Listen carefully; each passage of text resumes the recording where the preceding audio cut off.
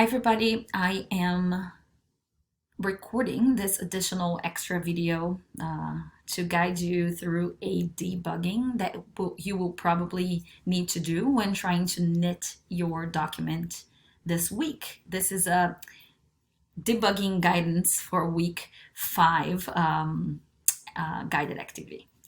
All right, so thanks Veronica for trying this out and letting us know that this came up. After doing your guided activity, when you try and knit your document, so let me knit so I can show you what error will come up. Again, you can knit to PDF from now on. You will get this error here. It will say that the error is on line, whatever line that particular code is, when we create, when we try to assign a particular computation of our statistical measure to the object prop diff. It says that promotion difference is not found. So if we go to the line where the error was indicated, in this case line 409, let me go here.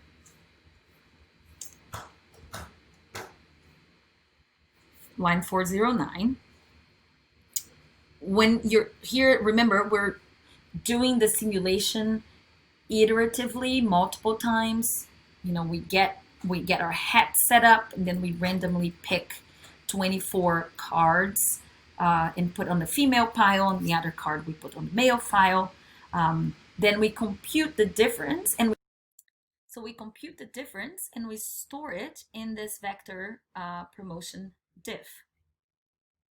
Now this is the vector that R is not finding. And it's not finding because after I set up the object promotion diff, I commented it out, and you probably followed along and did the same in your document. And if you did that, then because the object was not created, you cannot keep the result of that subtraction inside the third position of that object, right? So you have to create promotion diff first, and once it's created, now you can actually, tell R to store the difference between proportion of male and female on the third position or the second position of that vector. All right, so make sure before you knit to comment this out. All right, if you do that, then the mistake will not happen. I apologize for my video kind of going out of sorts here, but sometimes it just doesn't work. The other point that I want to talk about is that every time that you run this function sample, you're randomly sampling from the hat that has the 48 cards in it.